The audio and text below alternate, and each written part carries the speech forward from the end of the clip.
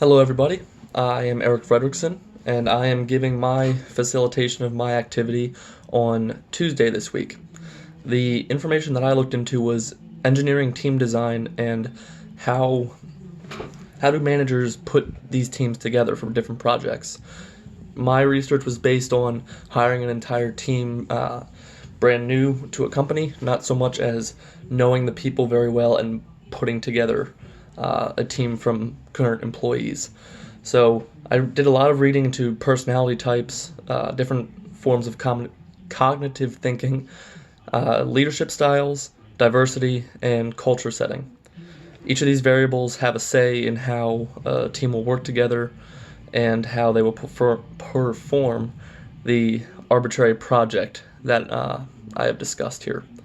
So, to dig into it to start here, personality types, how do they fit together? There are a couple different personality types, different ways that you can look up who you are and how you think, but there's a few categories that everyone kind of fits into between introversion, extroversion. Everyone kind of knows what that is. That's not very arbitrary. But then there's sensing versus intuition. Some people are more sensing, they take everything in a more literal sense, while intuition is much more abstract in how the person thinks. Following that is thinking versus feeling people. The thinking people are more so devoted to reason, and the feeling people are more so driven by their own values. From there, there's then judging versus perceiving, how they interact with people. So that's part of how the personalities work together. One of the papers that I read into actually talked about the Big Five. These are the Big Five framework traits that a company kind of should look for when hiring somebody. Those included conscientiousness, agreeableness, emotional stability, extroversion, and openness to experience. This These indicate whether or not, in a way, if someone will be a good employee or not. Now, nobody really knows how an employee will act and work until they are in the setting and in play, but this gives a pretty good idea during an interview of how they might work with other people in the area. From there, I looked into cognitive thinking styles. There are two major styles that mostly represent engineers and scientists in general, and that's adaptive versus innovative thinkers. The innovative thinkers are the ones who take brand new ideas, come up with these brand new ideas, and implement them. They think outside the box and sometimes even think of ideas that couldn't work and don't work in any situation. That's balanced by the adaptive thinkers. These adaptive thinkers are based on looking for efficiency, how to change and edit current processes or equipment to work better. In my research, these types of thinkers need to be balanced on a team. You cannot have all innovative thinkers, all adaptive thinkers. They kind of work together to find the most optimal solution. From there, that leads right into diversity. There are many types of diversity, from culturally different people to experience-driven diversity to the personality differences. Everybody's different, and there's a few different ways that we can all be different. The cultural and experience diversity types of diversity are the two that are shown to really have the biggest correlation to positive team production. Surprisingly, in my opinion, the personality diversity wasn't shown to positively correlate with production from a team. I always thought that different ways of thinking and working together would lead to new ideas, but I guess that's mainly covered by the cultural differences and the experience differences rather than how people each are individually different. Very, very interesting, to be honest, in that regard. My following point that I researched was different leadership styles.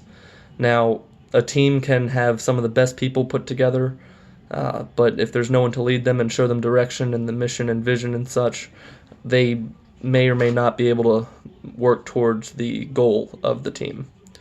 So the first type of leadership that I looked into was trait leadership.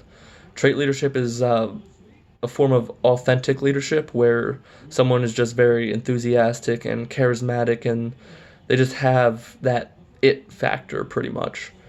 Uh, this is based around not being able to learn leadership, but having these traits, these inherent traits. From there is an idea of behavioral leadership. There are several different forms of this, including employee-centered, where a leader is more centered on building the relationships between people. And then there's production-centered, which is looking strictly at the production of a team and whether or not their deliverables are meeting quality and other criteria. There's then the change-centered behavioral style, where they're looking to just make the most innovative changes, the biggest, newest things. And then finally, there's functional. The functional, in my opinion, seems to be one of the strongest leadership styles for engineers, as they are there to support employees as needed. Engineers work on very collaborative projects, and yet we are very generally introverted people. So you need to strike a balance of helping people and working with people when you need to, with allowing them to do their own work, as they are quite self-motivated and introverted. So this functional idea of supporting as needed, I think, really applies to engineers. Next, there's situational leadership, where there's several different forms, again, of the first one being telling, which is more directing and telling people how to do something. Then there moves on to selling, which is the motivational aspect, getting someone to buy into your ideas and your leadership style. And there's participating, where the leader's actually part of the group and it's a largely collaborative effort. Followed by delegating, where the leader still is collaboratively working with the group. However, this leader is still in a directive form. Next, there's the power and influence leadership. This is military style in a way, where the use of your organizational and or personal power or position are used to give reward and or force coercion. Can be good in some situations, but I don't really think that applies to engineering in any way, as we are usually just trying to get our work done. Then the final one that I looked into is the integrated psychological leadership style. This is a kind of a balance of all the previous theories that I stated, where they use each other to balance the weaknesses of each different style. A leader must be authentic in their way of presenting everything and being honest, but they know how to apply different behavioral and situational leadership styles depending on the person and or situation that they're in. This is definitely a very strong candidate, again, for my favorite leadership style, I'd say. Finally, the last overall variable that I looked into was culture setting. Looking at my time here. Culture setting helps you to reach your full potential.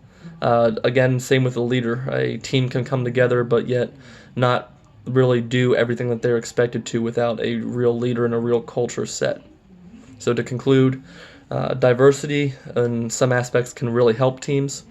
Culture and leaders, strong cultures and leaders, can push a team to really see their full ability. They need to look to be open, to motivate, and to push for efficiency.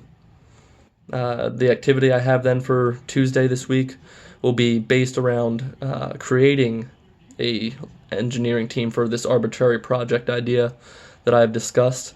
And I really don't want to go too in-depth with it, because I think it'll actually be pretty cool to see everyone's different takes on this. All right. Thanks, guys.